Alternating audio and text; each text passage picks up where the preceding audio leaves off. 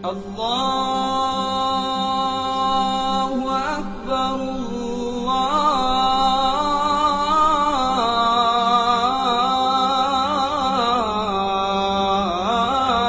الله أكبر.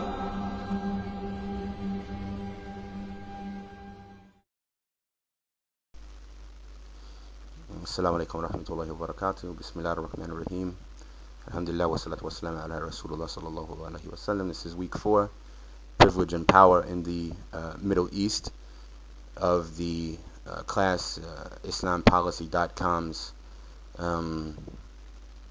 class on Sharia compliant finance, paradigm shift, or neo-imperialism. And this is the 4th class. So far we have covered a background of the course itself, and then we went into a little bit about the arena in which Sharia compliant finance industry functions.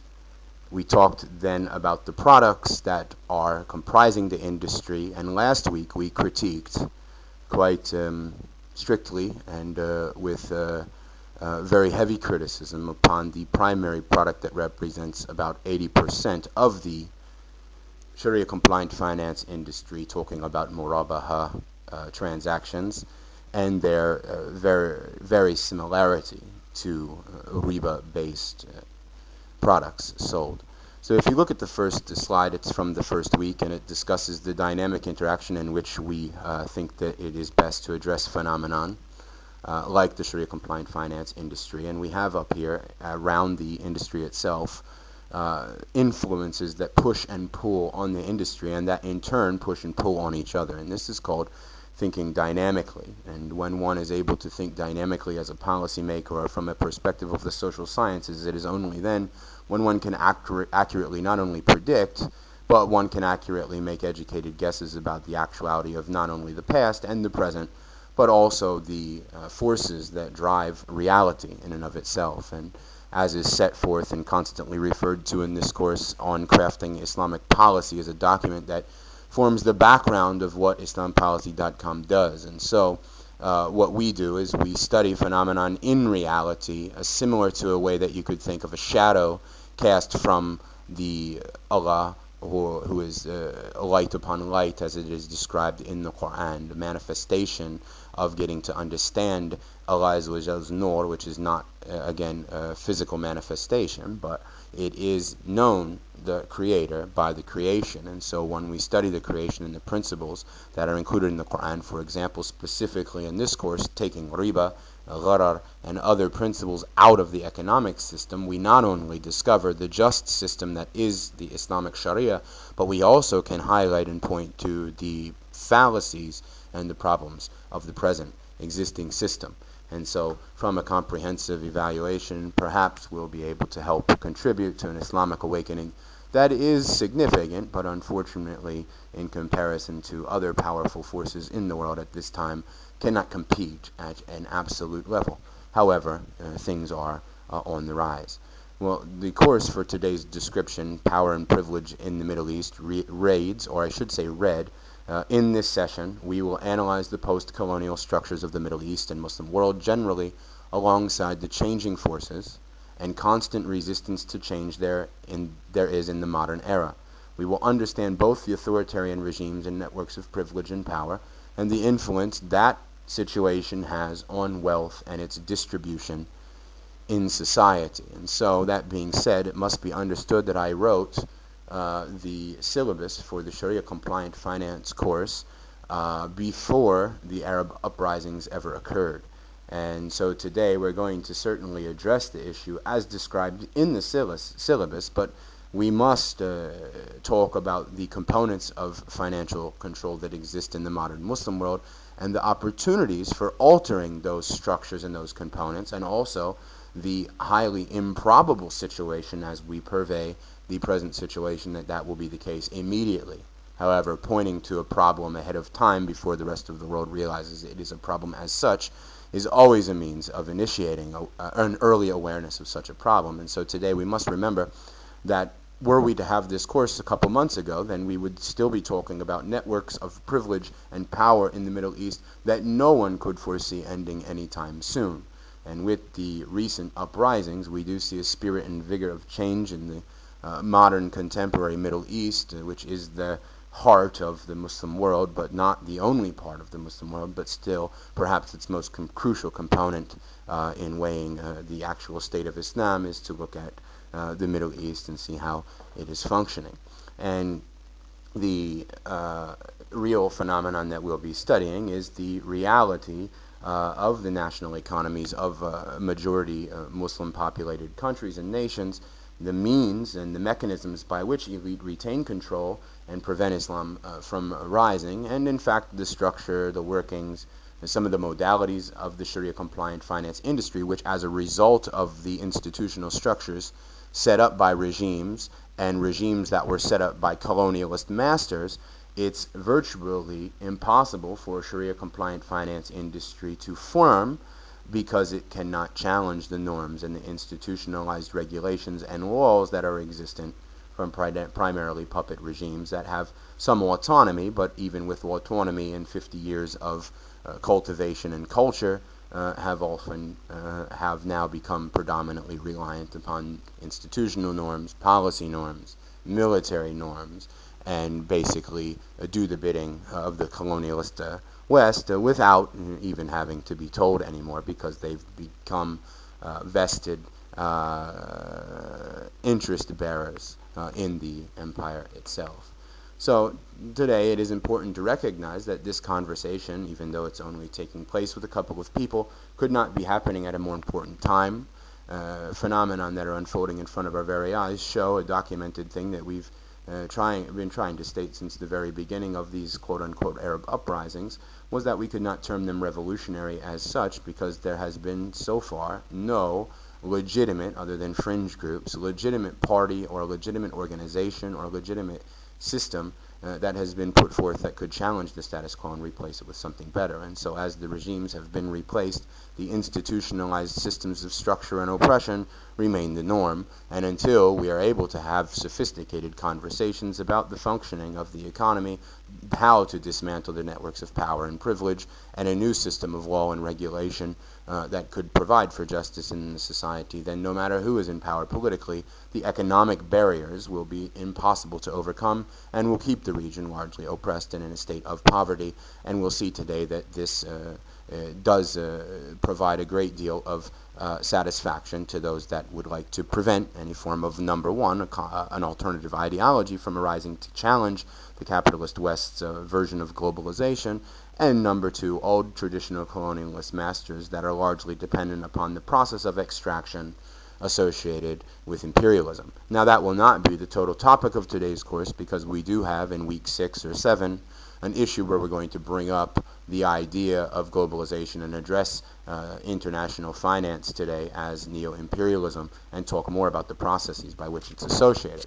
But we will include today's discussion the historical processes, the background in which that conversation will take place. So moving into the period of colonization of the Middle East and the impact that has on not only choosing the regimes, but then thereafter World War II with revolutions and with independence movements formulating, how systems were maintained and people were propped up to protect the interest of the old colonialist masters and to prevent any form of real independent sovereign system from establishing itself.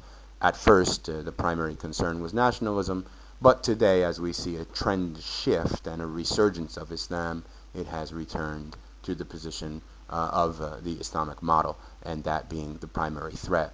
Without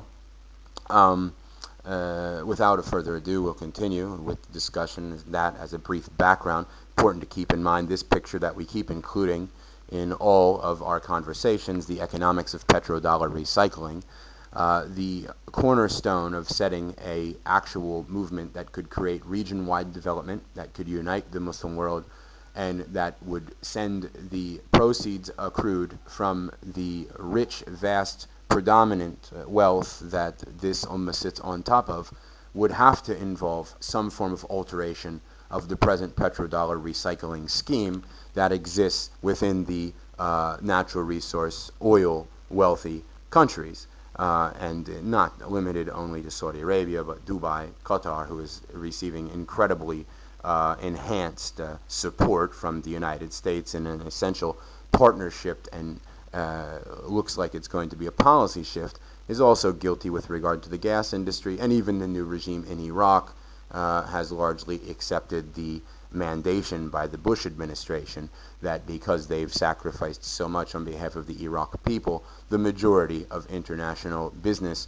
contracts and multinational development should certainly flow to the American system as well. And so we want to keep that in our background, because this starving African on the left of the Arabian Peninsula and this Indonesian impoverished worker inside the system of globalization, the cause of that is because there has been absolutely no real development, not due to the dictatorships or the authoritarian regimes or some backwardsness of culture or civilization, but due to a very conscious, prolonged colonization of not only Africa, but also Latin America, which is freeing itself as of late, Malaysia, Indonesia, and the East Asian powers, which are also somewhat freeing themselves, but largely the region that now will be not only the focus of new, what we would call accumulation of capital projections, the Middle East largely undeveloped and open for final entry into the process of globalization. Two competing spheres of influence will now compete, one which will continue to maintain the economic system you see in front of you under the economics of petrodollar recycling, and another possibly perhaps more autonomous, more sovereign, but not limited in regard to isolationist systems, one that could actually end altogether the modern practices of globalization as a neo-imperialism. But that is in the background.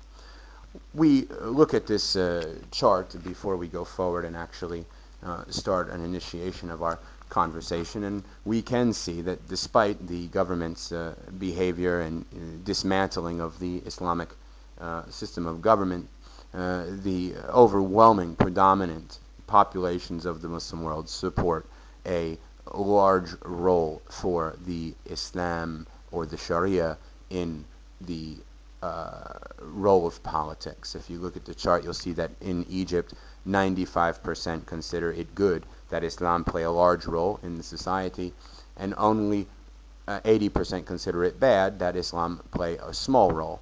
That persists all the way through even to traditionally secular countries like Turkey, and those polls are similar all across the Muslim world. And so this is a situation that we have to remember as we watch a media war unfold that suggests that out of nowhere Salafist dawah is coming to call the people to Islam, when in fact it's been present the whole time. It's just that now they have an inability to simply stifle that movement and silence that movement through repression of incarceration and torture and militant occupation of intellects and of bodies.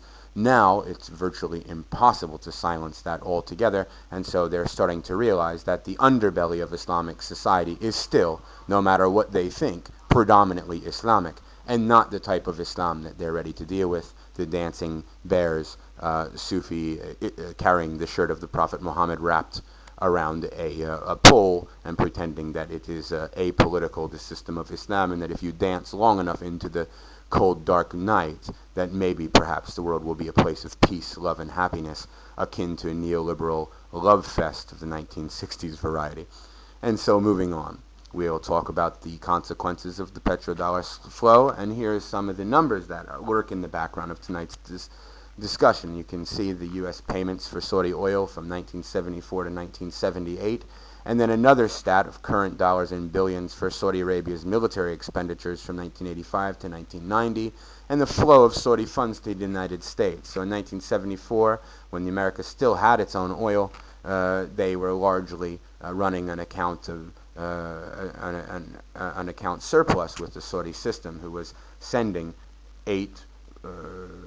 that would be $8 billion in today's money, $8 billion a year, 8.4 or 8.5 billion dollars a year to the United States, while the U.S. was purchasing 1.7 roughly billion And there was a fundamental phase shift coming out of the 1978 era where it flip-flopped, and America then started running an oil deficit and started to become a net importing nation, which fundamentally changed that tradition.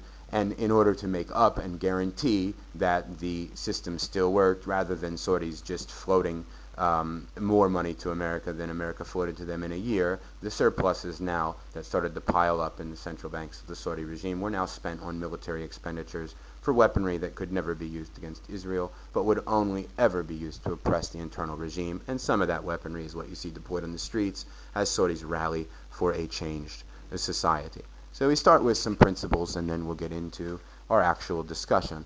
I proposed by today's discussion that authoritarianism of the Middle East is a consequence of the fiction, and I'm that's supposed to say friction, the friction created by colonialism, that the authoritarian regimes were only made possible by a colonialism that had to become more indirect than direct, especially after the World War II era. Also, I would argue that democracy has been denied deliberately wherever in the world, and especially in the Middle East, wherever popular opinion opposes Western interests.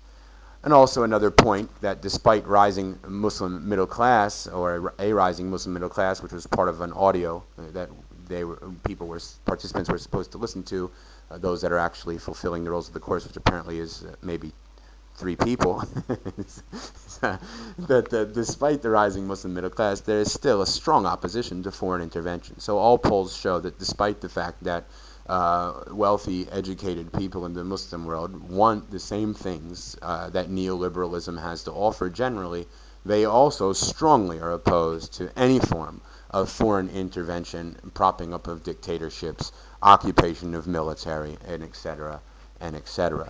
And so we'll begin. And I'll begin with a little bit of a conversation that sets forth, I think, a system of analogy by which we can understand a little bit. It doesn't fit perfectly of the conflict that exists between Muslims that are wanting to establish Islam completely, and the other systems that might not that conflict with that order. So we want to reflect upon the time after the Battle of Uhud, where the Muslims were defeated, but they did live to see another day with the Prophet ﷺ making it through, many martyrs being lost amongst the Muslims, and it was certainly a defeat, but the Medinan state was still intact, and the Muslims were still able to influence the region, and to live to see another day would be the best way to describe it. An opportunity presented itself after the Battle of Uhud for advancement, for peace, for security, and it largely persisted in the Arabian Peninsula, and the Prophet ﷺ started to consolidate gains, and he started to think about calling to the leader of the Persians, to the leader of the Romans, and he started to propagate the deen not only in the Arabian Peninsula, but globally. And by establishing a stable state in Medina, the Prophet ﷺ was able to foster the then present networks of privilege and power in the Arabian Peninsula that are very similar to the networks of privilege and power that we'll discuss tonight. By using ghazawat and raids on caravans, the interruption of the trade flow in the Arabian Peninsula dominated by the Quraysh was completely stifled, and the establishment of an alternative order in Medina threatened the powers that be, speaking out against the gods which were paid tribute to, speaking out against the system as corrupt, and not allowing that previously dominant trade network to flourish with the fear of banditry or intervention by the Muslims from Medina. Certainly presented a different dynamic through which the Quraysh faced not only the consequences of the cult of Tawheed, but economic loss as a result of the Prophet ﷺ establishing a sanctuary and a functioning state in Medina.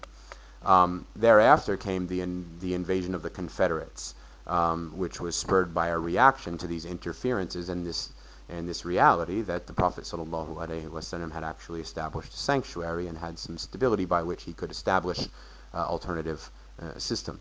So shortly after Uhud, 20 chiefs from the Jews of Medina and some very famous and notorious people from Banu Nadir, they went to Mecca to negotiate a partnership with the Quraysh, promising them full support and backing in a war against the Muslimin.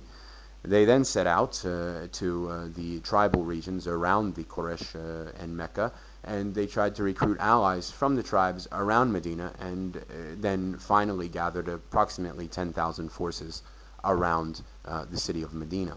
So it was during this time that the Prophet ﷺ luckily received word that the mobilization of the Confederates was formulating, and this eventually became the Battle of Khandaq, where the trench was dug around Medina to defend the city, something that was suggested from Salman al-Farsi and put to use by the Prophet ﷺ as a practice that the Persians used when cities were sieged by foreign invaders.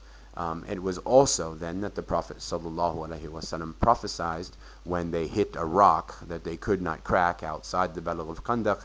The Prophet ﷺ is reported to have said, Bismillah, Allahu Akbar. He broke the rock, and then he said that he saw the keys of Shem, which is Syria today.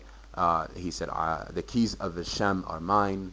Wallah, I can see its palaces at the moment. On the second strike to burst the rock that none of the Sahaba could break, but the Prophet was given the ability to do so. He said, Allahu Akbar, Persia is mine. Wallah, I can now see the White Palace of Madain. And the third time he struck the rock and broke it completely into very small pieces. And he turns and he says, Allahu Akbar, I have given the keys of Yemen. I swear by Allah, I can see the gates of Sana'a while I am in my place. And this is an authentic narration attributed to the Prophet as they dug the trench around Medina. Now, so after that, the Muslims were shut in within the trench on the defensive, and it looked like there was going to be nothing they could do. 10,000 people were around them. So the hypocrites, led by Abdullah ibn Ubayd, they started to laugh at them, especially for this prophecy that was given by the Prophet Muhammad sallallahu alaihi wasallam, for prophesizing that he was going to conquer Persia and the Roman Empire and Yemen. And they started to laugh, and the hypocrites, they stopped helping and assisting and feeding, and they began to sow seeds of defeatism within the camps, because the Muslim women and children in Medina, the Sahaba, they were largely away from the trench, because if they burst through, something catastrophic would happen to the women and children, but the men were going to defend the city. And so the hypocrites, they started to poke fun at the Muslims inside the camps, because they were not any longer at the trench, and they said, it's over. It's gone. The Muslim state is going to fall. This guy's prophesizing that he's going to conquer empires in the middle of 10,000 people gathered around to fight him. So the wahi that was revealed to the Prophet ﷺ described this condition, and Allah subhanahu wa ta'ala said, the hypocrites and those who are sick in their hearts, they said, Allah and His Messenger promised you nothing but delusions. And when a party of them said, O people of Yathrib or Medina, there is no stand possible for you against the enemy attack, therefore go back. And a band of them asked for permission of the Prophet ﷺ, saying, truly our homes lie open to the enemy, and they lay not open, but they wished to flee. So Allah Azza wa Jal describes this situation of the people. They coming to the Prophet and they're saying, we cannot help you, we cannot assist you, because our doors are open and our wives and children are exposed, and we must return. And so they lost a large portion, and the hypocrites were exposed as they were at the Battle of Tabuk that would follow, where the Prophet ﷺ ordered the Muslims to go out to fight the Romans, despite the fact that they were 100,000 strong, and Ka'b ibn Ashraf radiallahu ta'ala an was remaining behind, and was then pronounced as someone who was not worthy of the salams for several weeks, while the Prophet waited for wahi about his condition, and other stories like it. So always Allah is going to test people right up to the minute of the battle for whether or not they will turn away. So the Prophet ﷺ wrapped himself in his robe, despite losing some of his warriors, and began to make a dua that Allah Azza wa Jal would send victory and support. And indeed, that is what happened. Naim ibn Masud came to the Prophet and said he had secretly embraced Islam. The Prophet sent him back and told him to make division from amongst the Confederates. He was able to tell the Jews that the Quraysh said such and such, tell the Quraysh that the Jews said such and such, and tell the tribe of Ghatafan and Qurayda and all of the others that had joined the coalition some ambiguous and misleading information that started to sow discord and seeds of distrust from amongst the Confederacy. And ultimately Allah Azza wa Jal sent rain. The Prophet again didn't gain a military victory, but Allah Azza wa Jal sent the victory down, twisted the Confederates away from the city of Medina, sent them on their way, and finally, Battle of Khandaq was victorious for the Muslimin. But today we can think of the same situation unfolding. I mean, if you talk like we're talking right now with very limited people in the room, it's apparent that the majority of the Ummah does not believe in the cause of establishing Islam, not just for some place in Somalia or in Afghanistan, but across the entire Muslim world, and perhaps across the entire globe, as is prophesied by the numerous hadith about Islam gaining a resurgence and rising back up after decline at the end of times. And you'd be largely laughed at if you used rationality to try to predict this. It's an indication of sickness in the hearts of people that don't understand it and don't want to contribute to it, and there is nothing else worth working for in the dunya other than Islam in the earth.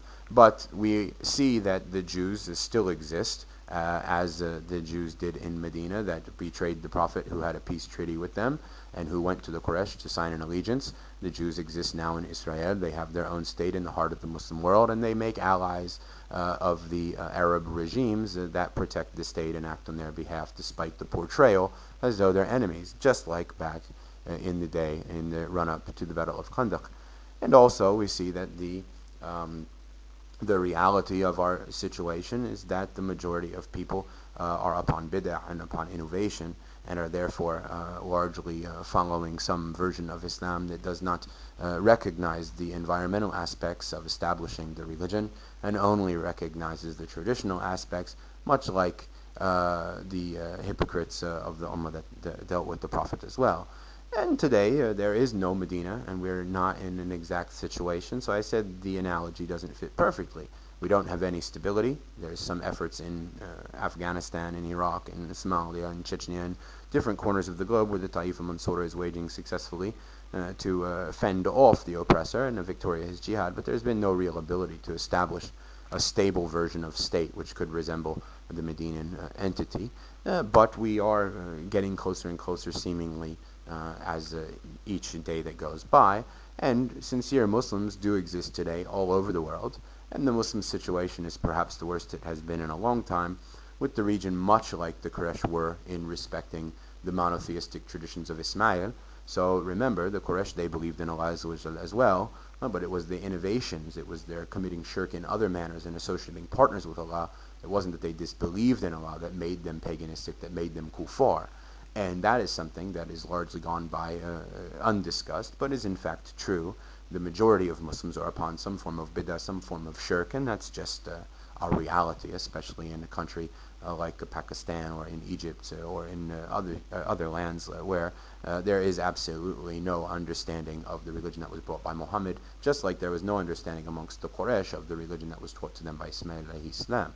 So perhaps we do exist in a bit of a condition similar to this, and I think we have to outline that first so that we understand exactly what we're dealing with. This could be a whole lecture in and of itself, just trying to sort of give background as to the comparative circumstances between today and our situation. But the issue that we really must look at is when we look at the way that contemporary societies cover the decline of Islam and the role that Islam plays in the society, we see that there's usually two separate issues that are reported as responsible for causing the decline and stagnation of the contemporary Muslim world. Number one, a lot of times people relegate the cause to complete external control, the history of colonialism, American intervention, the propping up of dictatorships, etc., etc. And others tend to rule out that possibility and only look at internal stagnation, blaming Islam itself oftentimes in an Orientalist manner for the decline of the Muslim world. And especially a lack of modernity that they actually attribute to the Islamic tradition. The truth, in reality, is that internal stagnation has been a conscious policy. It is a deliberate system, a mechanism of control and consequence of foreign powers intervening in a colonialist era, and first by means of division and dismantlement of the Ottoman Empire, when the British Foreign Office and the French were essentially obsessed with the notion of destroying the Khilafah or the Ottoman Empire, the final vestige of the Islamic State, and then by way of colonialist creation of nation states in an era of post-World War II imperialism, where free countries were given independence, but only insofar as regimes were ready, willing, and able to maintain the status quo of a system that saw the majority of the world's wealth float to traditional colonial powers. And so this was something that must be recognized. So in reality, we shouldn't attribute it either to external or internal influence. We should look at the dynamic history that has created and paved the way for a post-colonial era where the internal influences, the internal structures have been created by a long period of colonialism that essentially oppressed and destroyed.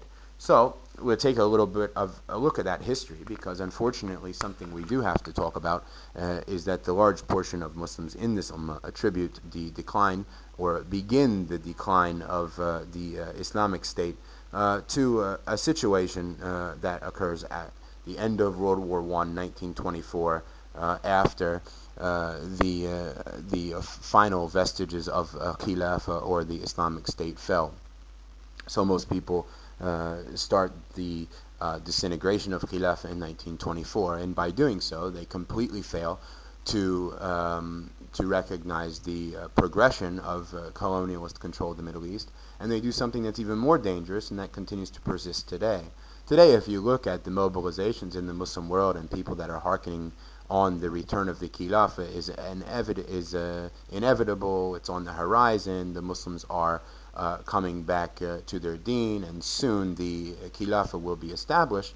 The problem with that is that they make a fundamental mistake in thinking that by ridding oneself of political oppressors, one has emancipated themselves from an entire international cabal and arena that is largely economic in nature. And that's the same fall that people that begin the dismantlement of the Muslim world and its occupation in 1924 with the fall of the Khilafah. It's a very reductionist and limited view, and it fails to educate the Ummah properly about where our oppression and the ability to dismantle the Ottoman Empire actually came from. And it's again a lecture in and of itself, but we'll start by bringing attention to the reality that there was once a time and a period where, well, let me do this first. Let me read you what contemporary historians say about the role of Islam in creating contemporary backwardness and decline of the Muslim world. This is from a book called The Introduction to the Modern Economic History of the Middle East by Z.Y. Hirschlag, apparently a Marxist, but not really a very good one. But anyway, of course, Marxists are materialists as well, but this is the very first documented history of the modern economic reality of the Middle East, and he writes, basically blames the whole thing on Islam and socio-economic concepts that arise from Islam. He says, quote, "We have seen how the character of the Middle Eastern village imparted to the entire region a large measure of homogeneity and did much to obstruct its economic development. The same may be said of the orthodox Islamic character of the Ottoman state, whose influence made itself felt in every domain. Islam, like the other great monotheistic faiths, claims to be the only true religion, to the point where throughout history holy wars have been fought in its name against the infidels. But the objective was to make Islam the ruling faith of the world rather than to convert the non-Muslims. Once the Ottoman Empire passed the peak of its power, however, and went over to the defensive, the Islamic social and political order that had crystallized within it found it difficult to coexist with other faiths. Of course, religious motivations will not suffice to explain such events as the massacres of the Bulgarians, the Greeks, the Assyrians, or the Armenians, which must be viewed against their political background and against the rebellions and the unrest which they were designed to quell. This view is corroborated by the oppressive treatment to which the Turks subjected the Arabs, who were largely Muslim, and which reached a climax during the First World War. But whatever the case might be, the powers found it necessary to intervene to an increasing extent to protect the rights and occasionally the lives of the religious minorities.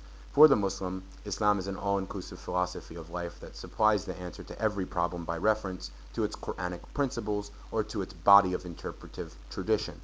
Islam's commentators have always stressed its inner harmony and universality that take care of any legal, social, political, or economic contingency. According to one contemporary Arab writer, Islam has one universal theory which covers the universe and life and humanity, a theory in which are integrated all the different questions In this, Islam sums up all its beliefs, its laws and statutes, and its modes of worship and of work. The treatment of all these matters emanates from this one universal and comprehensive theory, so that each question is not dealt with on an individual basis, nor is every problem with its needs treated in isolation from all other problems. An important concept in this outlook on life is the necessity to resign oneself to certain facts, such as inequalities in wealth. The Quranic foundation of this approach rests on the idea of qadr, or predestination, even if the latter is intermittently contradicted by elements of free choice. Although, as we have seen, the institution of the zakat is designed to moderate these inequalities, its very existence constitutes an acknowledgement of their inevitability. According to Muslim sources, God himself has declared that he has given more to some than to others, thus justifying, at least indirectly, the institution of private property, and tradition has it that the Prophet himself and the early caliphs handed out state land to private individuals. These concepts, the author continues, of eternal universal solutions and a foreordained fate explain why Islam is not among those faiths, such as Protestantism, for instance, which have promoted economic enterprise. This was accentuated by the ban imposed by the Quran and its commentators on interest, taking it, though not on paying it, and by identifying interest with usury, which resulted in the concentration of financial activities in the hands of the minorities, in the subjection of the fadah to usurers, many of whom were Muslims who got around the prohibition, frequently affecting in the Falahins desertion of villages in particular on the heels of droughts and falling insolvency, as well as in a grave delay in the evolution of an autonomous system of banking and credit. At the same time, the provisions of the Quran and Islamic law prohibiting the consumption of certain foods and alcoholic drinks and regulating the dress of the faithful and later of the infidel had a profound effect on production patterns. Even the consumption of tobacco, opium, and coffee were subjected at various times to attacks by the strict interpreters of Islam, although these could enlist no Quranic evidence in support of their views, and a more liberal interpretation won out in the end. This explains the historical ups and downs in the production and the consumption of these items. The supply and demand of the various products that were subject to religious restrictions depended, and to a certain extent continue to depend to this day, on the extent to which these restrictions could be moderated.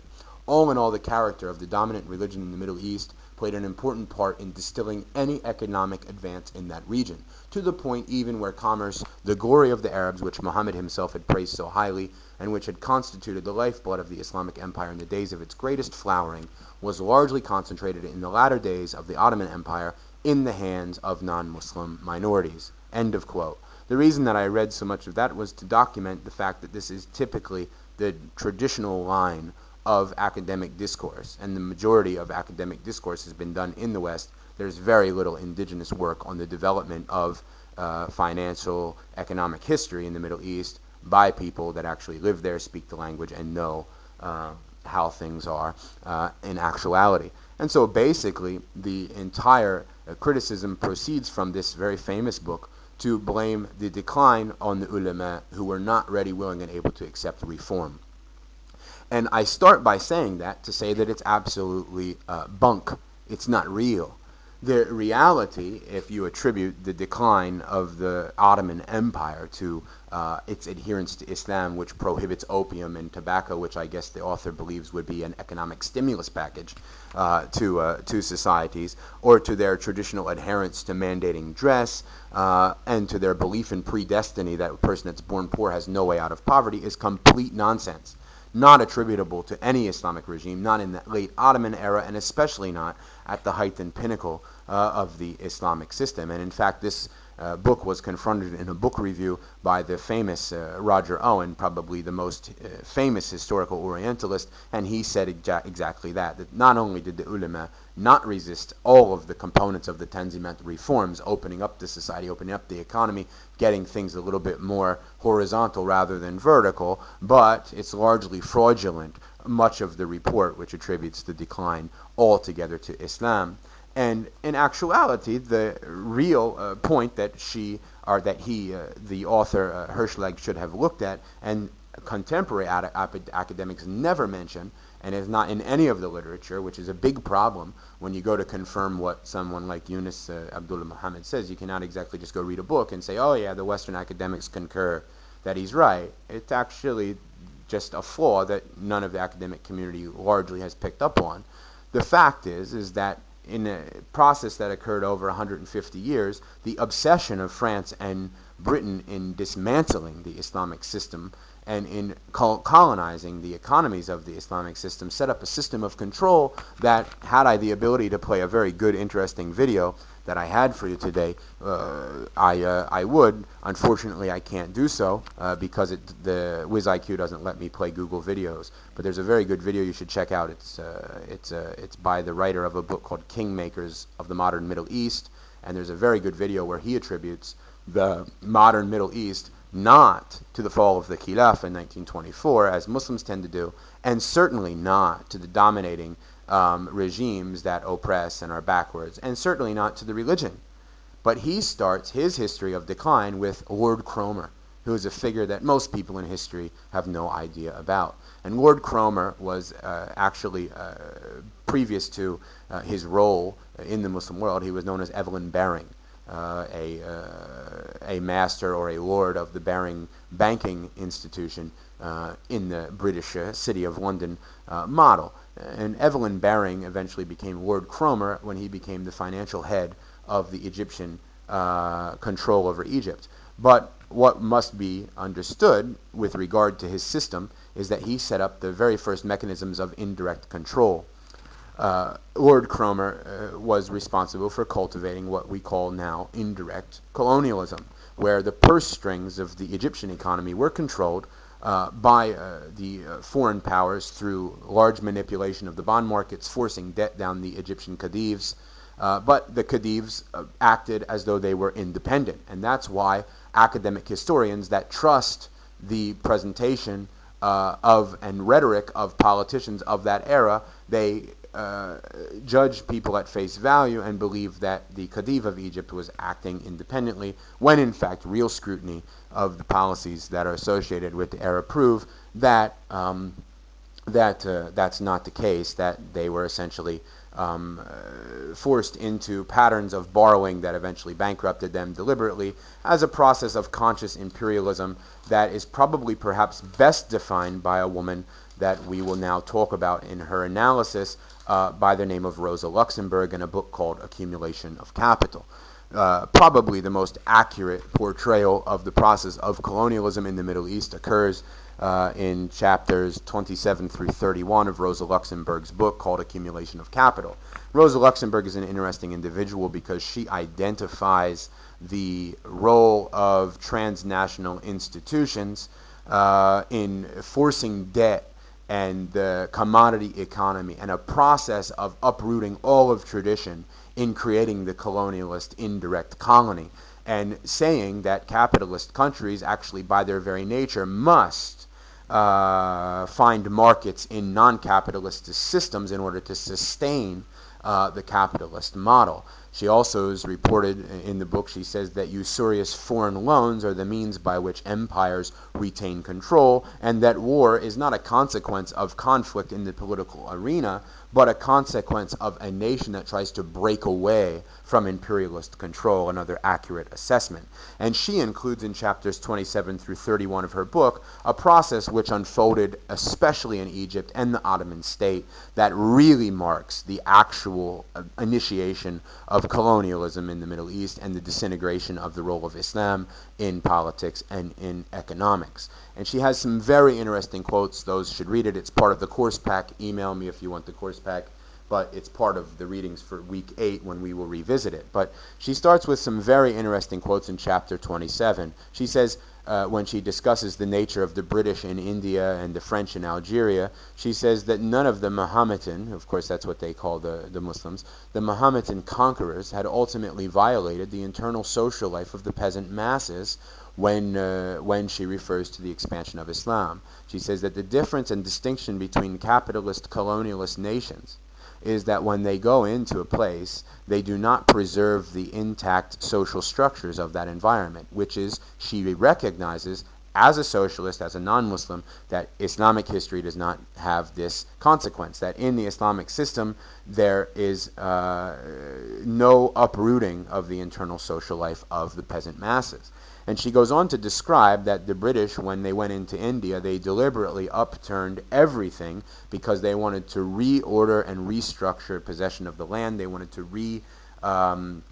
realign the interest and be able to tax the people. And so what they did was they uprooted all of what was tradition in the area in creating the initiation of what became corporate-dominated, first example of a multinational corporation, British East India Company domination of the entire huge country of India.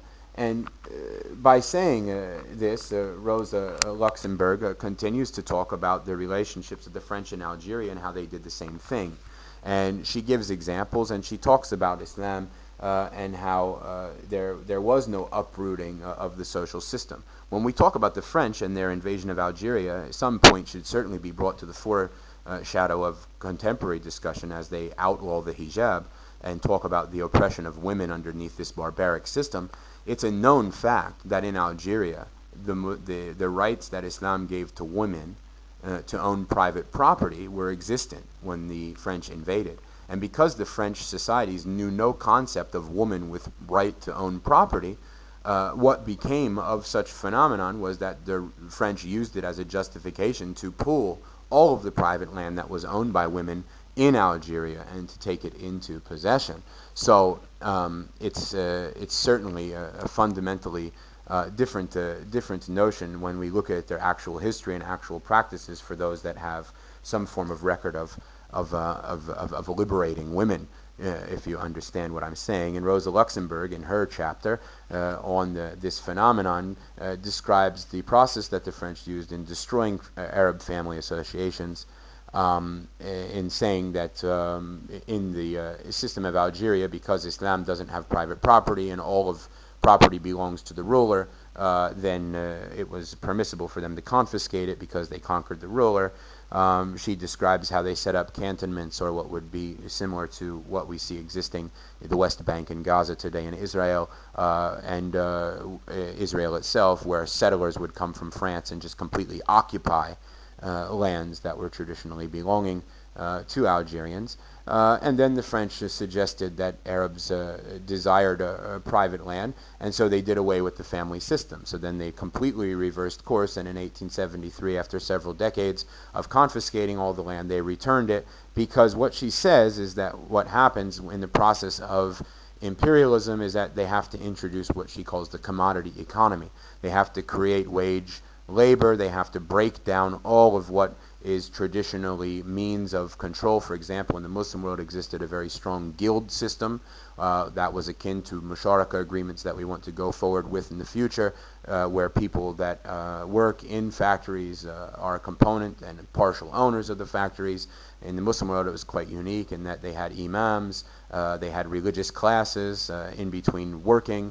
It's a different conversation, but the guild system in Islam was completely dismantled because it opposed capitalist commodity economy. And Rosa Luxemburg says that the invaders, the French and Britain, who she's really concentrating on as European imperialists, she says that the first thing that they do is they create breach independence, and then they create a commodity economy where capital can move about. So they have a currency, they have a system that can allow them to mobilize capital so that they can extinguish and extract profits. And she says that the first thing that they do thereafter is that they start to construct rail, telegraph, and infrastructure so that there's an illusion of prosperity and peaceful change. But in reality, the railways are usually built directly to the ocean so that the resources can be put on trains and extracted. And it looks like they're developing infrastructure, and the debt that the domestic rulers that now get in bed with the imperialist powers accrue puts them into a perpetual debt trap that they cannot get out of, and so they're forever controlled and dominated by an elite system. And this is a system that was promoted and maintained predominantly by Lord Cromer, famous banker from the Barings banking house. So So when we really want to talk about the disintegration of the Muslim world, and we're not educated economically, we're foolish, because sometimes we attribute it to we need to establish the Khilafah, but we have no serious policy promotion, and even those that are doing the most work to establish the Khilafah completely deny the 50-year period of time, because inevitably what happens is in 1876, as a consequence of French and British invasion in Algeria, the British in Egypt, in 1876, loans that are accrued by the Ottoman powers, according to Rosa Luxemburg's model, they go bad, and both simultaneous to the same time, the Ottoman Empire goes bankrupt and the Egyptian Empire goes bankrupt, and immediately the British Foreign Office starts to talk about the last vestiges of the Ottoman Empire. They begin obsessed with the notion that Islam could once again rise and take on their plots and plans to divide the system, and then and only then do we get the machinations that led to World War I. So without that 50-year period that precedes the actual final fall, without that included into the discussion, then we emulate the problem that we have today, where we have Arab uprisings overthrowing political powers, but unfortunately systems of institutions being kept in place that include recent reports of Tunisian and Egyptian regimes before they even have elected representative governments in their newfound quote-unquote democracies, running and signing long-term commitments to World Bank and IMF loans. We had the World Bank publish a report. It's on Islam policy on the homepage. It's in red. It's from Arabian Business. If you look on it, it's a must-read for everyone. I haven't had a chance to read the actual World Bank report, but check out this quote from a new International Monetary Fund and World Bank study reported by Arabian Business. It says, quote, "The International Monetary Fund and World Bank should step in to ensure political change sweeping the Middle East doesn't lead governments to abandon policies the Washington-based lenders have backed," analysts at the Carnegie Endowment for International Peace said. There is a significant possibility that the governments that ultimately emerge out of this crisis will renounce previous economic reforms as misguided and argue that they contributed to the region's plight. Yuri Dadouche and Marwan Mouashir, former senior officials at the World Bank, wrote in the report dated April 14th. And then they say, quote, "It is in the large economy's own interest to ensure that economic reforms continue apace with political reforms," quote unquote. And so basically the real statement being put forth is that what we need to make sure happens is that populist regimes, populist parties, populist governments that want to pull away from the IMF World Bank system do not get political power. And as long as we can maintain economic normalcy with regard to what they call economic reform, but in actuality is the very neoliberal policies that led to the starvation, to the inflation, to the consequences that caused the Arab uprisings in the first place. This is and they know this because it's in their own articles. So the people that wrote this report know that the neoliberal policies imposed by the World Bank and International Monetary Fund caused the crises.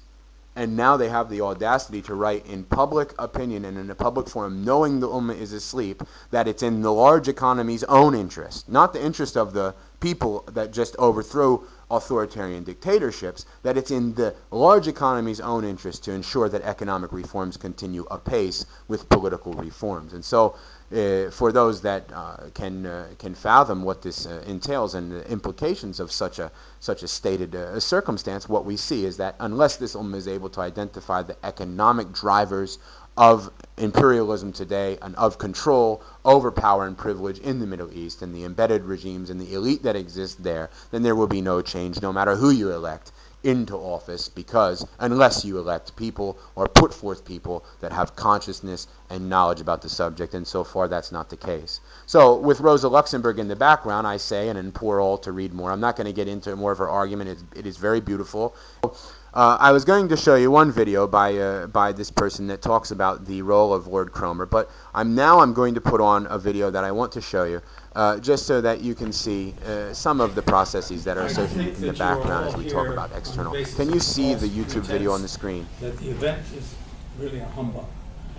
And I am drawing on what I might call the Scott McMillan syndrome. That our book, when you read it, contains no secrets. It only confirms what everybody knew And it's filled with, how can I say it in its most banal form, filled with cliches. And I give you a demonstration. In 1970, one of our characters that we write about, Miles Copeland was the first CIA agent to bring about a regime change, which he did in 1949 in Syria, bringing in a colonel who reigned for 6 months, was then deposed, setting off a firecracker change of coups and counter-coups, ultimately culminating with the Assad dynasty that we live with now. Now, in 1970, Copeland wrote a book called The Game of Nations. The subtitle, and he got it through the CIA, I don't know how he did it, was The Amorality of Great Power Politics. And in his book, he says, and here's where I come to the Scott McClellans and cliches. He said, first of all, that you should not try to bring about a regime change unless there was an indigenous opposition force in the country that you could work with. And that you try to, if you must change, let me read what he says. If you must change either the character or the course of another government, you must do it by forces already existing inside, his italics, the country.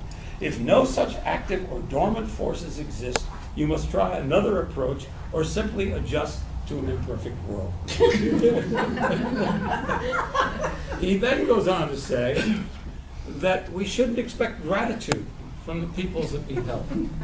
He said, we must recognize that most of our best work for the government we wish to remain in power must be secret, not because we need the secrecy, but because our client does. No, Virginia, we are not popular, not italicized, in most parts of the world. Leaders in countries which receive our largesse do not gain in the eyes of their peoples from advertising their friendship with us, although too many of them, from time to time, win a few points by boasting about how they have made suckers of us. In all but a few instances where regional leaders have become known as pro-American, they have lost prestige or their lives as a result. Then he goes on to say, and I thought this was, quite an astonishing insight, given that he was writing in 1970 at the beginning of the morass that we are now embedded in, that he said that we should not think that free elections are a sovereign cure to all our ills. He says, very often what happens in an election is you have one of two outcomes. One, an election of someone who then becomes the last person to hold an election, and he's a dictator forever. Or, he said, a demagogue making promises he can't possibly keep, and who, after victory, will make demands on us we can't possibly meet, and then blame us for the failure. Bravo. And, when I read this, this is Scott McClellan. What's new here? And I apologize to all of you for perpetrating a book which there was the famous anecdote about a young man who went to see Hamlet, and someone asked him, how did he like Hamlet? And he said, well, it was okay, but it was full of cliches. Okay, so that's the end there. I wanted to show you a different clip that I've actually posted in the chat text, and the clip that I wanted to show you occurs from 4 minutes until about 10 minutes, where he talks about the role of Lord Cromer in creating the modern Middle East and the model of indirect rule which persists today. And he's writing amidst the failure of George Bush's policy to quote-unquote democratize the Middle East. It's a very good book called Kingmakers, how the birth of the modern Middle East, absolutely crucial for those that want to quote actual policy documents. Yes, thank you very much, alhamdulillah. And it's a must-read, actually. I'll be honest with you. It's probably the best book in the field in light of contemporary events and unfoldings. So anyway, basically I had and was forced to show that. Because of a late start and because of a few people in the room, I just want to say that basically what he's basically saying is that the CIA operative, right, who he referred to as Mr. Copeland, who was operating hand in hand with a man by the name of Kermit Roosevelt, and responsible for coups not only that brought Nasr to power, but also he said the Assad regime in Syria is a byproduct of the coups that were created by Mr. Copeland. In Kermit Roosevelt's circumstance in 1953, they successfully overthrew the nationalist, democratically elected regime of Mohammad Mossadegh and imposed the Shah over the people so that a authoritarian dictator could exist for the next several decades. And that is the background of the majority of the Muslim regime, or the regimes of the Middle East that lie on top of the Muslim world. And so the only real fundamental phase shift that needs identified is that the hat changed hands after World War II from the British and the French and over to the Americans. But now I want to show you how contemporary gurus try to manipulate the reality, if it works. Now, this is Thomas Friedman, who wrote the book called The Lexus and the Olive Tree, which blames the Muslim world's decline largely on Islam, as the traditional account says.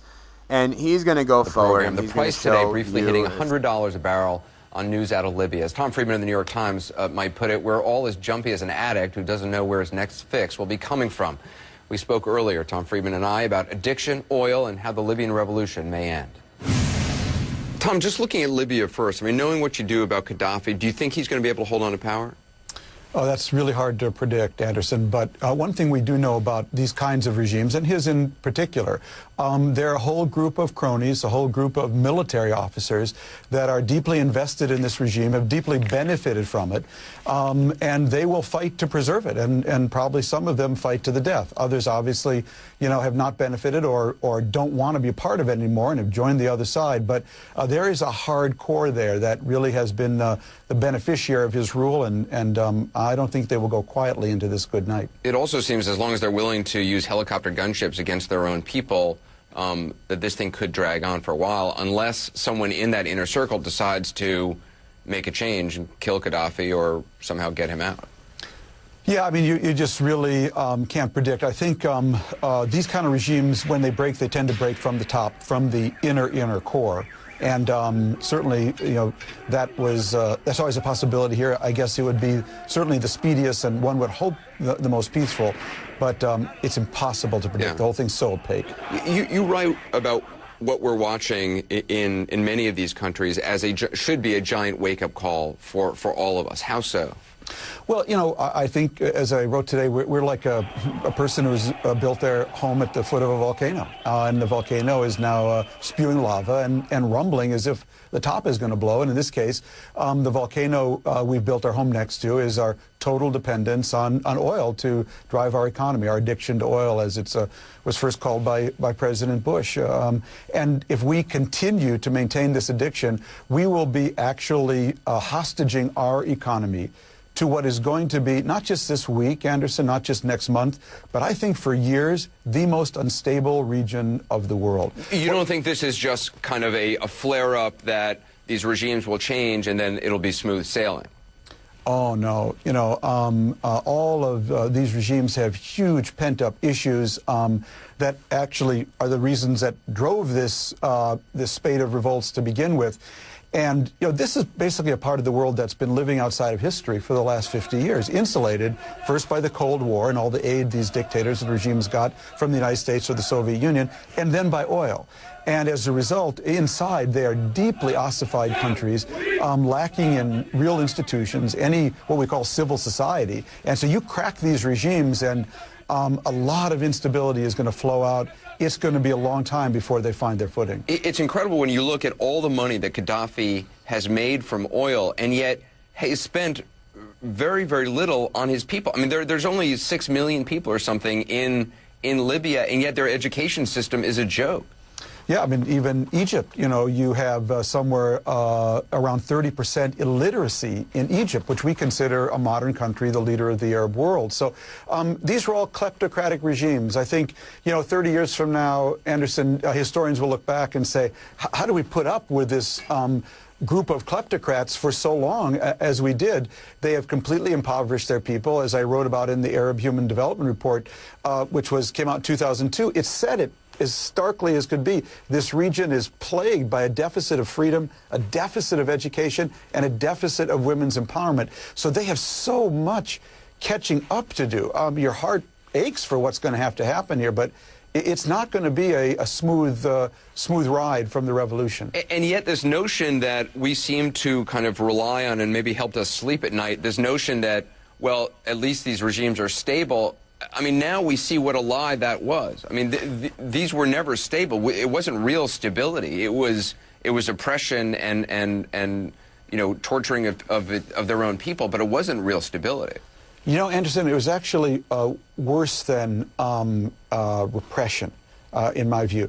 It was regimes that did not give their people anywhere near the tools they needed to thrive or survive in the 21st century. And so it isn't just that they stole money, that they tortured and put people in jail. That would be awful enough. But they actually stole something much worse. They actually stole 30 years of their life and opportunity in a really fast-moving world. So you look at a country like Egypt, you know, you were there, I was there. It's not just 30 years behind. It's actually 60 years behind. You know, they missed 30 years of growth, you know, and while the rest of the world was going ahead. So the catch-up is going to be enormous. And in terms of the bargain that all of us kind of have made in order for oil, and that the U.S. government has made and successive administrations has made, was essentially, you write about treating these places as gas stations, and anything else they were free to do whatever they wanted. Yeah, but we basically had the same bargain with all these regimes. And what we essentially said to them was, guys, because only guys we talked to, guys, here's the deal. Keep your pumps open, your oil price is low, and don't bother the Israelis too much, and you can do whatever you want out back. You can deprive your people of whatever civil rights you want, preach whatever intolerance you want from your mosque, write whatever crazy conspiracy theories in your newspapers that you like. Keep your people as backward as you want, no problem. Just keep your pumps open, your price is low, and be nice to the Israelis. Basically, Thomas Friedman is a proponent of the idea of the golden straitjacket, and he basically pronounced an end of history and victory for globalization and neoliberalism in his book called The Lexus and the Olive Tree, and basically talked a lot about the Muslim world and talked about, you know, the rising lack of reference to traditional institutions and the reality that they just all want to be like us, but they're so backwards because they've been undeveloped to their adherence to traditionalism. And again, he starts the decline with the regimes themselves internal too. But as we see, when we just listen to the quote, and if we were able to listen to the quote about kingmakers, actually the history of these regimes must be traced farther back. And just like we can't stop the Islamic State in 1924, we have to actually stop it much earlier than that in order to get an accurate assessment of our decline and to figure out where we went wrong. And to be self-critical, so too is the flawed argument of the neoliberal advocate like Thomas Friedman. And so we'll skip, and I'll talk a little bit about. Well, let's take a look at some of the major proponents of this idea. As Abdurrahman, who's in the room, oftentimes suggests, Niall Ferguson, an economic historian, well, he's a historian, not economic historian, but he concentrates largely on the economic aspect of things, which most historians don't. He's a historian from Harvard and Oxford, and he basically blames the decline of the Middle East not on British imperialism. He actually thinks that was a great thing. He blames it on the Ottoman 500-year rule, which was absolutely, in his opinion, catastrophic. That's a very nearsighted opinion, because the Ottomans ruled for, you know, over 500 years, and they're in decline. It took them 200 years to decline, and contrary to popular opinion, they put up one heck of a fight in World War I. They almost were able to make it through, despite the fact that the British had allied the House of Saud and Sharif Hussein and Lawrence of Arabia and the Arabs against them as well, along with the Russian on their north. And the Ottomans were not exactly in decline for the entirety of their 500-year history. In fact, they had 300 years where they were the pinnacle of civilization, and they brought forth amazing, miraculous economic models, beautiful scientific progresses, and Niall Ferguson essentially wipes that away from history and only adheres to the period of decline that actually their period of decline is longer than the entire duration of the nation-state of America, which is only roughly a little bit older than 200 years. And that's how long it took the Ottomans to decline, quote-unquote decline. That's one heck of a decline, understand. So the 300-year period of advancement is overlooked and disregarded, despite the fact that 300 years is longer than the contemporary empire, which pretty much predominates. This is the view of another listening exercise that people were supposed to utilize as part of the curriculum for those that are paying attention to it, if anybody is. Vali, Nasr's book that was published last year called The Rising Muslim Middle Class, he basically blames the decline of the Muslim world to religion as well and to adherence to tradition. And he says that the good thing about a rising Muslim middle class is that it can be more like the capitalist West, more like the neoliberal West, and that basically his primary problem is that when he walks into a Walmart, he says that he can't find any items which are made in Egypt or made in Tunisia, which of course is slave labor. I mean, his idea is that if the modern Middle East wants to advance, then they're going to have to enter the supply side of the globalization food chain. And so his idea for emancipating the Middle East would be to have the ladies working in sweatshops, sewing sweatshirts and socks, competing with the Chinese for lowest labor wages in the model of globalization. Thomas Friedman, again, holds opinions very akin to these famous people, and these are the people that basically drive policy. We recently had a video on our website of Tony Blair speaking to Richard Haas, the head of the Council of Foreign Relations, and essentially just saying that they really need to open up to free trade and blah blah blah, and just basically accept our domination. And so this is something that continues to unfold before our very eyes. But in talking about power and privilege in the Middle East, we won't get into case-specific studies. I'm going to spend another 20 minutes going through what happened after the fall of the Khilafah. So in 1876, you had the occupation of Egypt, the bankruptcy of the Ottoman state, and what proceeded was a process that we'll talk about in the neo-imperialism class, which Rosa Luxemburg accurately outlines, where they create dependencies through usurious foreign loans, which allow them to control policy through a form of indirect imperialism. And finally, once they whittle away the economic functionings, they implement policies that cause starvation and lack of development, and then they go in and they conquer militarily, as they did with World War I when they dismantled the Ottoman Empire. And then you get the real ideology that forms the nationalism that now plagues the Muslim world. So another thing that we would have to talk about in a comprehensive discussion, which could be a whole 10-week course in itself, of privilege and power in the Middle East, is how the regimes and the institutions that dominate the Middle East are a byproduct of a post-1924 era, when you had people like Kemal Ataturk in Turkey, who comes in and who adopts the Swiss civil code. So business transactions are done according to Swiss law. He replaces the Shariah completely.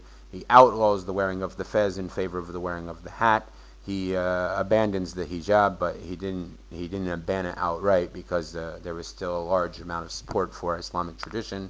And he replaces the Arabic script with the Latin script in the school system, and he starts to set forth nationalism in Turkey. Economically, he embarks on what they would call industrialization, but it's a continuation of the colonialist policies that existed when the Sultan and when the Ottoman entity was still Muslim. So what essentially happens is, all of a sudden, the Turkish state under Ataturk is borrowing heavily from Western financiers for the industrialization, running railways from Ankara into Western Turkey, Eastern Turkey, setting up things like the Business Bank of Turkey, which was largely owned by foreign investors, part of a conversation when we talk about the history of foreign banks in the Middle East, and a different subject. But the law and the legal system was changed to the commercial common law system that is associated with Western nations. And so immediately what we see, we can study the same consequences in Iran. Iran is a very long story that involves largely a British operation in competition with the Russians. Again, it's very much outside the perimeter to go through all of these. But the Iranian system actually starts with the Venetian bankers themselves, who propped up the Safavid dynasty. Most people say that, you know, Iran has always been Shia. That's not true. Iran was made Shia by the funding of bankers in Venice who wanted to create discord and sow internal dissension to the internal Ottoman state, and so they created the Safavid empire, which was funded largely by Venetians and by the Catholic Church, and in order to make the Shia rise in Iran, and that's what created the stimulation of Shiism in Iran. But Iran comes out of World War I era largely nationalist as well. They replaced the Shariah in 1926, even though, you know, it had its own issues. And so basically after World War I, you get the partitions of what we call the Sykes-Picot arena. And this is where nationalism and secular law is set forth as an agenda. And it's largely this secular law that sits as the regulatory body of law behind the formation of the contemporary Sharia-compliant finance industry. So when we want to look at how hard it is to operate an Islamic bank, you have to understand something. Sharia-compliant institutions, they function in countries where the entire economic law is secular. And the notion of a secular bank is that banks loan money at interest for returns.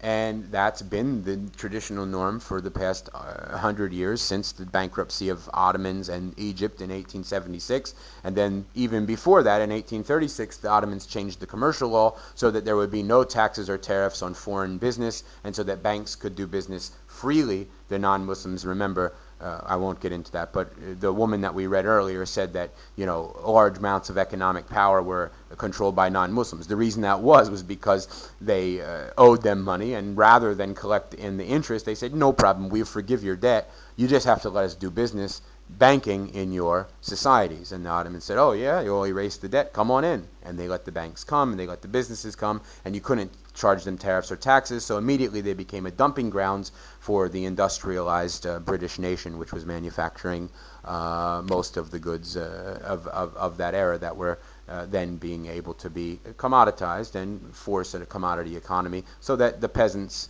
that were existent due to the usurious practices of international loans now became workers who were able to purchase with their proceeds of a privatized economic system, absent the guild system being dismantled. Now they were also able to go to the store and to buy British goods. So every aspect of the economy became a process of imperialism, and that was before the fall. And then came what we would call independence, because there was no way to maintain a military empire. And so what the French and the British did up until World War II, when the Americans took over, was they used indirect rule modeled on the system that was used in Egypt by Lord Cromer. And all of these things you guys should really study, because it's really, if you really want to understand how the world got to be the way it is in the Muslim world, we have to be able to have these conversations. There is absolutely no doubt about it. And so this is a process post-Sykes-Picot era. Let's talk a little bit about Sykes-Picot. Sykes-Picot was an agreement that was signed between Mark Sykes and, is it Francis Picot? Yeah, I think it's, I'm sorry, I'm stumbling with regard to the name. But basically, while the British government is brokering deals with Sharif Hussein, what was called the Hussein-McMahon correspondence, trying to get the Arabs to fight the Ottoman Empire on behalf of the British. And while the British are negotiating with the House of Saud, promising him what would become Saudi Arabia, promising Sharif Hussein the role as caliph over the entire Arab world. Meanwhile, Mark Sykes and Francis Picot are negotiating what's called the Sykes-Picot Accords with the Russians, and basically they are designating the entire area to be a colonialist entity. And what the Sykes-Picot Accords finally created, coming out of World War I with the dismantlement of the Ottoman Empire, is that Russia took eastern Anatolia, the Black Sea coast, and Istanbul. Britain took Egypt, Iraq, Transjordan, and Palestine. All of these things didn't exist before. Iraq was not a country. It was created by Britain. Remember, when the House of Saud comes to power, when King Abdulaziz, the first king of Saudi Arabia, comes to power, he has to fight and kill the Ikhwan because they say, what is the British doing in Iraq in creating a nation state? They want to go fight. And King Abdulaziz, that lovely person that those adherents to the House of Saud love so much as a liberator of the sanctuary, of the holy sanctuaries, he rides out into the desert in a British-manufactured car with British-manufactured weapons and slays the warriors that brought him to power at the advice of the British, because he had signed a contract that said he would not oppose any foreign policy of the British Empire, and that he was a loyal adherent and on the payroll, something they deny but is in his own diary. I've read it with my own two eyes. The French, they took Western Anatolia, they took the Levant, so Lebanon, that area became theirs. They created a system of rule in Syria, where they dominated Syria and parts of Libya, and then the Italians had influence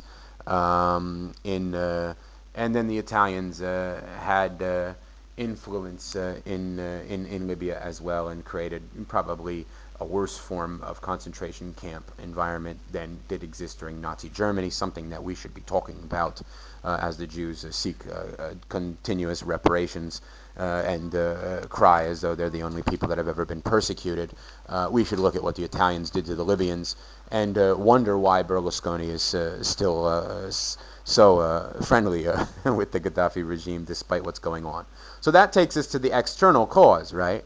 And so if I stopped the lecture now, what would I be doing? I'd be saying all the problems of the Middle East are the responsibility of the foreign powers, right?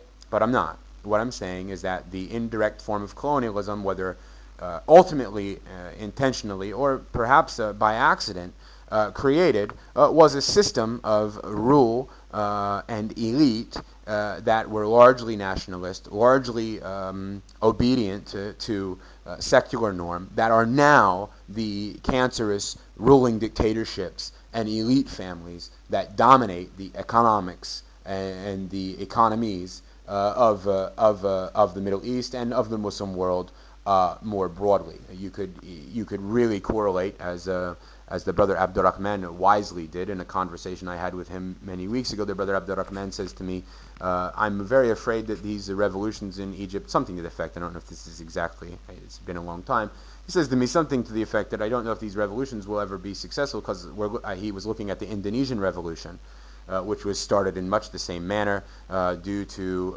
faulty economic policies and widespread poverty. The Indonesian people, they overthrew Suharto, who was largely a favored dictator of the West, for implementing World Bank reform, blah. But today, if you look at the society, they have democratic elections, they tout Indonesian democracy. In fact, the Americans are talking about either using the Indonesian model for Muslim democracy or using the Turkish model for Muslim democracy, as if either of those is an ideal situation. And then, but the economic structures in the Indonesian society remain completely authoritarian. I think it's like 1% of the population controls probably about 97 to 98% of the cumulative wealth. And so nothing democratic has been done to the economic structures, but the people get to vote, and that's really what I guess means that you live in a functioning political system, is that you can vote them, even though there's no way you'll ever be able to change the order when 97% of the wealth is owned by 1% of the population, and nobody's ready, willing, able to talk about that. So that's the environment in which these contemporary situations exist. And had this lecture occurred when I wrote the syllabus, I was thinking about talking about the corruption of Mubarak, the corruption of Ben Ali, the implementation of neo-colonialist policies by adopting World Bank, IMF platforms, and then talk about how Islamic Sharia-compliant finance is now functioning in these nations. But with those people being overthrown and the future not on the horizon, I just want to mention a little bit about the reality and the consequence of Sharia-compliant finance and what it's being turned into. Sharia-compliant finance is being turned in with the rise of the quote-unquote Islamic awakening. Sharia-compliant finance is being turned into a niche market. We talked in the first week about the fact that the Sharia-compliant finance industry is $1 trillion strong, right? And then when we said, wow, that sounds really big, but then we put it up against other institutions.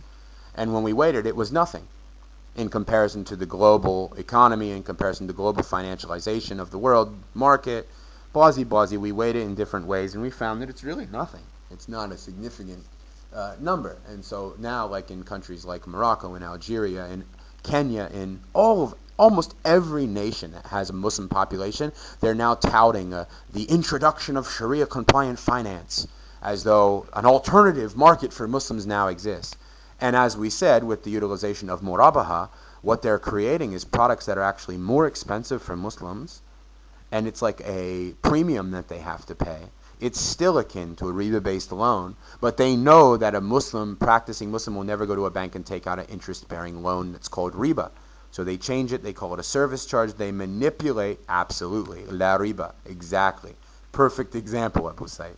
Perfect example. It's a complete sham, And it's true, like when you would say that to somebody that's operating, they say, well, we live in America and the laws don't allow us to take possession of property, so we can't function like a real Islamic bank. Well, that's fine. So then you know what you do? You advocate for a change of laws, or you move to a Muslim nation where you can establish that change of law, and you stay away from what is doubtful in the deen, and you recommend and you work on other issues like establishing. There's no reason why old traditional secular laws have to dominate banking in the Muslim world. Why do we have to adhere to the belief that banks can't take physical possession of property and operate like investment banks? That they have to operate on the arbitrage interest rate of depositors being paid 4% and then loaning out at 6%, right? Why, like in Egypt, because the Islamic bank has to take possession of property, Hosni Mubarak taxed any transfer of property, which made Sharia-compliant loans uncompetitive, even murabaha, uncompetitive in the traditional banking practices, right? And so this is basically what happens. And so the functioning of Sharia-compliant finance has to occur inside of post-colonial elitist regimes that are loyal to riba-based institutions, that are loyal to secular norms, that create laws, legislation, central banks, regulatory agencies, and elite cabals and networks of control that are able to prevent any form of operation under a non-riba free environment. So what we have to address, if we can get awareness and get any kind of movement, or Muslims in general must achieve, is a critique of what we call the infrastructure, the economic infrastructure. Not like infrastructure like physical infrastructure, but a nation, or we would call it an ummah, if we had our proper khilafah. The khilafah would have economic infrastructure. It would have what great jurists have always termed hisbah, and derived from commanding the good and forbidding the evil. This principle of commanding the good, forbidding the evil in the realm of government is expounded on in beautiful ways by scholars like Ibn Taymiyyah, who talk about the importance of regulating the economy, but having a free market system, which we'll talk about next week when we look at the role that Islamic economics and trade-based systems played in birthing the contemporary ideologies associated with capitalism. And so I want to now jump, and I'm just going to give one example of a scholar that actually is able to do this. It's a very rare example of a scholar. Hopefully this will play. It's a very rare example of scholars that are able to actually address political and economic issues at the same time. Oops, where is it? See, the problem is when you relegate yourselves to political decision-making and you don't look at the economic variables, you fail to see the interaction that takes place between economics and politics. It's like people talking about Obama and the political circumstances of America without looking at the role that the Federal Reserve plays in affecting prices, in affecting employment, et cetera, et cetera. Anybody that talks about politics and economics and bifurcates them or creates a dichotomy between them and doesn't analyze them dynamically as though they interplay off of each other doesn't have a chance at all of getting any assessment of the condition of functioning of things, whether you're reporting from an academic perspective and you're not passing judgment, whether you're making predictions, or whether you're trying to advocate for change in the realm of activism. Unless you're able to synthesize both, there's no achievement. And that's something that is incredibly lacking in these movements for democracy that occur in Egypt. As if they set up political avenues of horizontal structuring politically, they'll be able to automatically assume that they will translate themselves as economic systems of horizontal functioning is an absolute fallacy.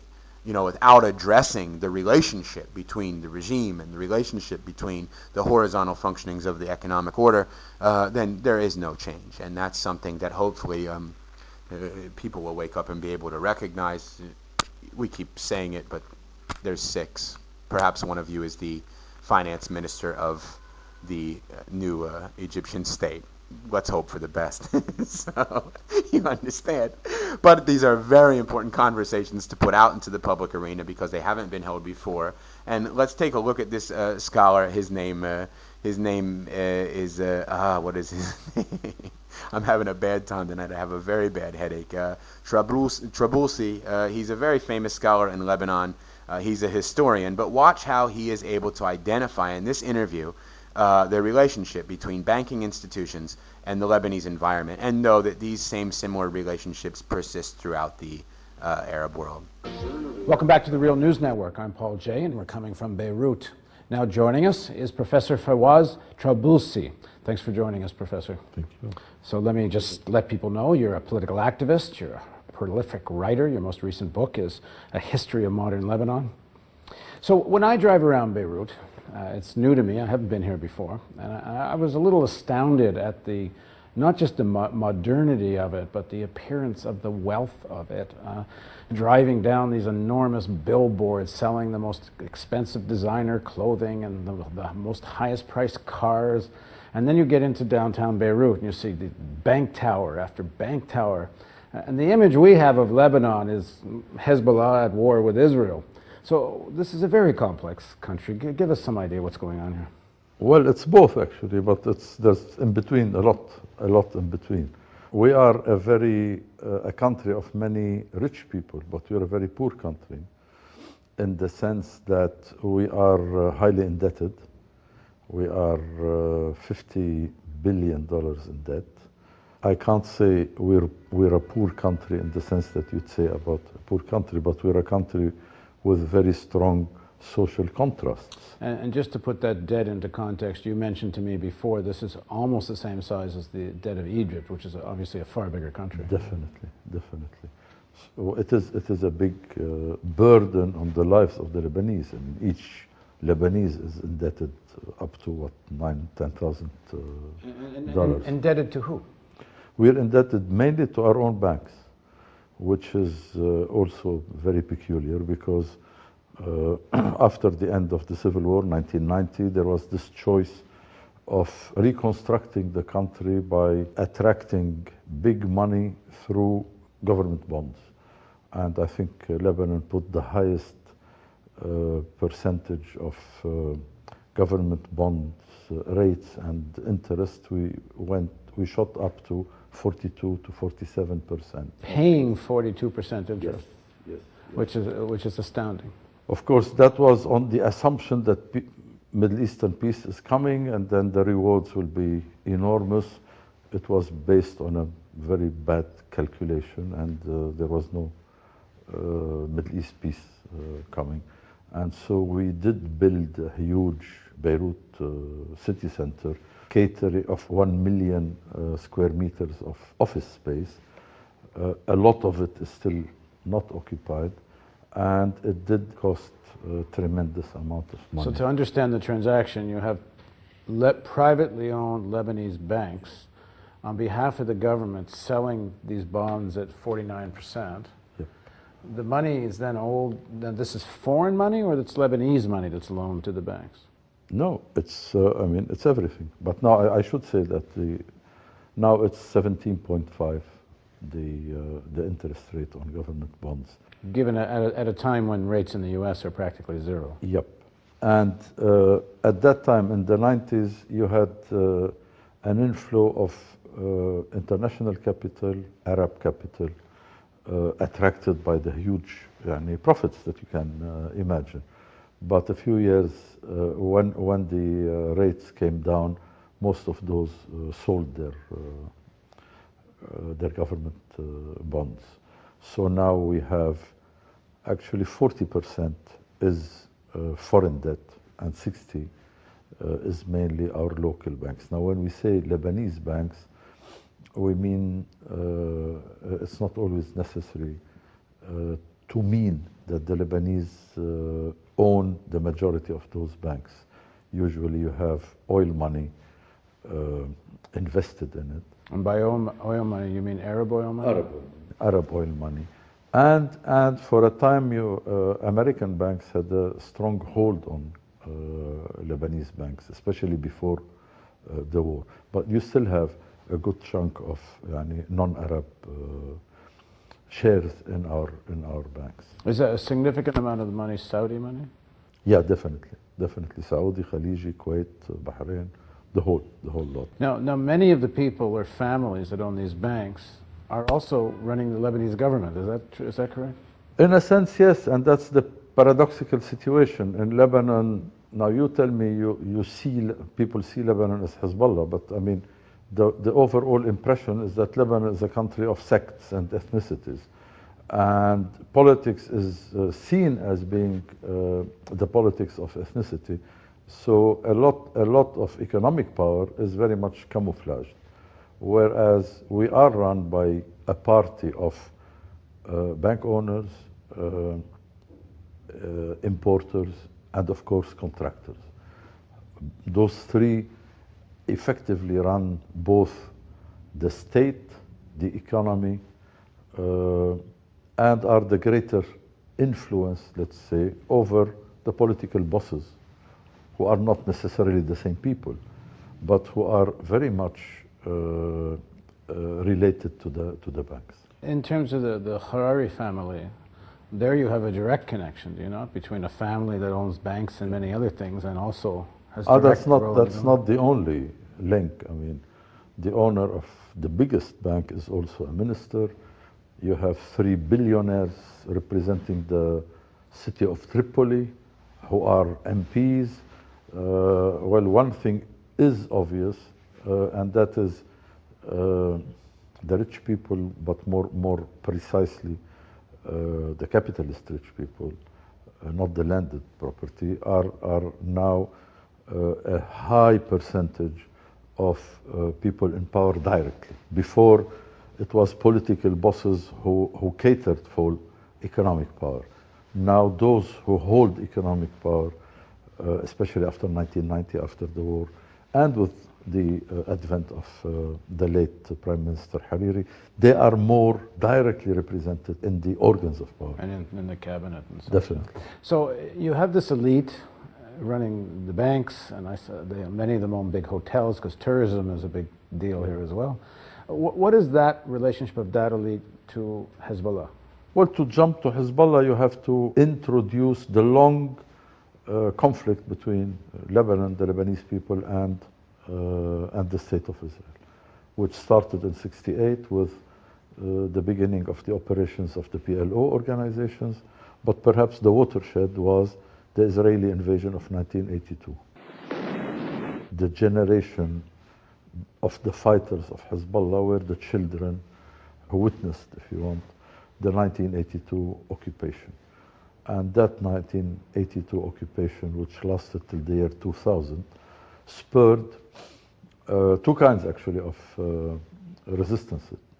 The first resistance was a leftist resistance. 3 Marxist parties in 1982, September 1982, declared something called the Lebanese Front for National Resistance. They were followed 2 or 3 years later, actually 1 year later, by the Islamic resistance of Hezbollah. And for a long time you had a secular resistance and an Islamic resistance. Actually, for many reasons, the leftist resistance was was very much weakened, let's say, by the civil war. Hezbollah was not involved. And by the 90s, it was Hezbollah mainly that was the official resistance movement, with great successes, culminating in the year 2000 with the withdrawal, let's say the eviction of the Israeli troops from Lebanese territory. So resistance produced real liberation of 10% of the Lebanese territory that was occupied by Israel and its surrogate army, the army of southern Lebanon. So that's very quickly the story of Hezbollah. Now, Hezbollah is also a party that represents a sect, and the Shiite sect.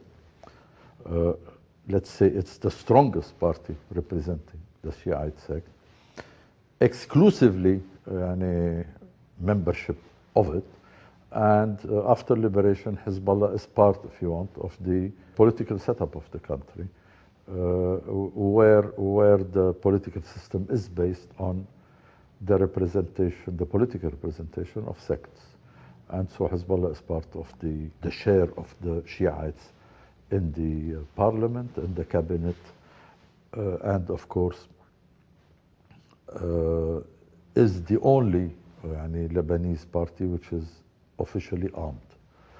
Now, of course, as a result of mainly the last Israeli aggression of July 2006, Lebanon has become an integral part of the Arab-Israeli conflict. Lebanon now objectively is and has two armies. An official army, which in 1982 was not allowed to resist the Israeli occupation by political power, by those in power. A resistance movement which now is a very strong army. It's a very strong army with formidable missile power, not to speak of very well-trained, hardened, and well-equipped fighters, a few thousands of them, who proved that they could repel at least or defeat attempts by Israel to take over land in the year 2006. Well, in the next segment of our interview, let's talk further about Hezbollah and Israel, and Hezbollah and Lebanese bankers. So please join us for the next segment of our interview with Fawaz Charboussi.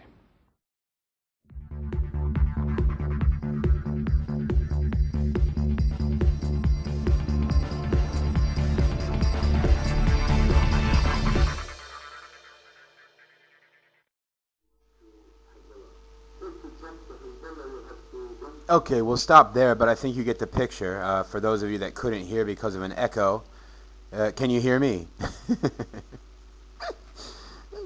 Alhamdulillah. Okay. So basically what he was saying was something that's unique not only to Lebanon but to Middle East nations in general. It's equivalent in Egypt, and I'll just run through a recap of what he says. He says that Lebanese debt is equivalent to the size of Egypt's debt, even though it is a much smaller country.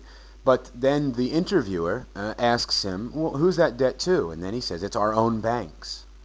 And Paul J., the interviewer, is a little bit taken aback because he doesn't quite understand how that works. And historian Charboussi, I can't remember his first name, having a pretty bad night. But he says, after 1990, when there was this talk of the Oslo Peace Accords and peace between Israel and Palestine, that the Lebanese, in order to attract foreign investment, offered bonds at, I don't know if you heard it, but he said 47% interest rates, which is like phenomenal. And really, I mean, it should have made everyone's ears stand up on end. 47% interest rates. And remember that these are banking institutions, elite individuals, the Saudi Arabs, the American, basically at the extraction of the wealth of Lebanon. The international community is able to, I mean, think about the conditions today. Later in the interview, he says that interest rates, despite the global recession, are still 17.5% in Lebanon, right? Well, how much does it cost to borrow money in America if you're a major financial institution? The answer is, it's free. There is no cost to borrow money from the Federal Reserve, for example, or even in the bank-to-bank into what they call LIBOR rate or interbank lending. Rates are virtually zero, whether you're a banker in Europe or whether you're a banker in the United States. So that's one heck of an arbitrage profit, 17.5%, and that's basically the system that exists. Now, that's not just foreign controlled, because he went on to describe that the banks were largely owned by American banks in the beginning, but they've also been taken over as well by investors from the Kingdom of Saudi Arabia and the Arab oil states. And a funny thing that I also should make mention of is that if they can pay 47% interest rate on government bonds at the prospect of peace, that should also let you know that what role the Israeli state plays. We think of it as a political role, as a religious role, but think about the economic role of breaking up any possibility for economic cooperation and development in the region.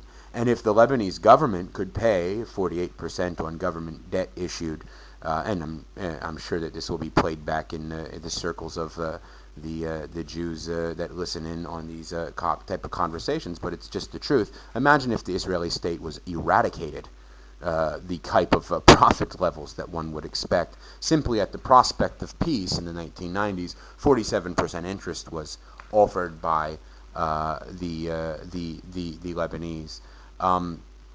And the process is one of create indebtedness so that you can then create colonialist and foreign control. But as he said, the interesting thing is that who is the politicians, or who are the politicians in Lebanon? And he reported very clearly, if you could hear it, I don't know how good the sound was, but he said that the major government officials run the banks. And so everywhere you look in the Middle East, if you look at the members of parliament, you have to understand something. I can't put statistics on the board, and I hope you guys understand why. There are none. There is no transparency. You cannot do research. You just can't. I mean, I thought one of the benefits of being able to establish a level of Arabic where I can read in the language was that I would be able to investigate more. But even in Arabic, there's nothing. There is nothing. But you still can know who's the primary stakeholders of a bank. It's very easy to attain that. It's not, it costs you some money, but at the end of the day, it's very easy to figure out. And I'm using Lebanon as a case study for lack of time. The situations is similar, whether you look at Saudi Arabia or whether you look at any other system. But the reality is that the government is consisted of those that are connected to the financial system. And as Mr. Trablusi, or Professor Trablusi, stated, he said that in Lebanon, he said a very profound quote. This is not exact, but it's close. He said something to the effect of, politics in Lebanon is seen as ethnic, but the economic power, when we view the politics as ethnic, is camouflaged. And that's a very good way to describe power and privilege in the Middle East. It looks like, oh, there's a dictator that gets all the wealth for himself, but behind every dictator there's a regime. There's an embedded set number of families that play a large role in governing. But when you look at who they are and how they really make their money, it's the banking institution, the imposition of riba. And until that is, yes, even Iran, and until that is confronted, then there is no possibility, number one, that there will be peace in the region and there will be justice, no matter how much you call for advocacy of democracy and liberalization or even Islamic systems. And number two, there will be I forget what I was going to say, actually. I went blank. There will be no possibility for internal reform, and I lost my train of thought. I'm very sorry. Getting a little tired. I'm now working 7 days a week, so I think I'm getting delirious. So, yeah, no justice, but it's not what I had. Sharia compliant finance industry will never be able to grow and to be anything apart from what it is now, a synthetic reproduction of the riba-based system. And so what we have to yes, indeed. What we have to concentrate on is economic infrastructure. And the final thing I'll read you with is something that, for you guys that have links to the PDFs that are associated with the class, there's a book in there called Networks of Power and Privilege in the Middle East. And they talk in the introduction of that book by Stephen Heydemann, and then it's a volume wherein academics write about processes associated with liberalized reform. They talk in that book very keenly. It's a very, very interesting book. It's fascinating for those of you that really want to get far into, politics, economics, and understanding how the world works. They talk about the process of liberalization, and they use an academic term we call rent seeking. And they talk about how economic liberalization and reform in the Middle East has been a process of portraying liberalized policies, but then reforming the regulating bodies, the law, the system itself, so that all of the proceeds from liberalizing efforts are maintained by an elite. And actually what they show conclusively in that book is that not only do they maintain a flow, But liberalizing policies, what they mean is Washington consensus policies. You borrow from the World Bank on the condition that you're going to privatize more of the economy. You open up to what Thomas Friedman terms the golden straitjacket. You allow foreign direct companies to come in. You repeal all form of social services, whether it's price controls, whether it's charity, whether it's social security, whether it's minimum wage. You repeal all of that. You implement a complete, free market, if you will, which is a sham. And essentially what you do is then you create institutionalized law that allows all those proceeds to flow to the privileged. And that worked well until what we see happening recently is a complete rebellion against that. And that's the cause, whether the people rebelling realize it or not. It's the embedded system of economic corruption that accompanies the regime. They may identify their plight as caused by the political system, but in reality it is the fact that the political systems and the people that represent the political positions are actually the primary owners of capital, the primary shareholders of the predominant banks. Just like the Lebanese situation, you could do a comparative contrasting study to almost any nation in the Middle East. And I'm going to end there with a stated position so that you can know that it is a conscious policy to maintain these systems. This is George Kennan, the Secretary of State under Harry Truman, writing about the condition of the United States after World War II, when the Americans realized that he says, we have about 50% of the world's wealth, but only 6.3% of its population. This disparity is particularly great as between ourselves and the people of Asia. In this situation, we cannot fail to be the object of envy and resentment.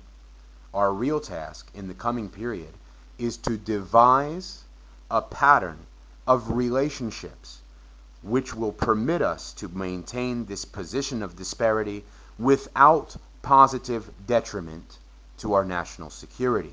To do so, we will have to dispense with all sentimentality and daydreaming, and our attention will have to be concentrated everywhere on our immediate national objectives. We need not deceive ourselves that we can afford today the luxury of altruism and world benefaction, unquote, from George Kennan. So for anyone that says that this is not a conscious process of propping up authoritarian regimes, know that it is in the policy documents when they're released 20 years later through the Freedom of Information Act. It's conscious policy of the United States today. It was conscious policy of the British then, and it was conscious policy of the Quraysh and the Jews in the time of the Prophet Muhammad sallallahu alaihi wasallam.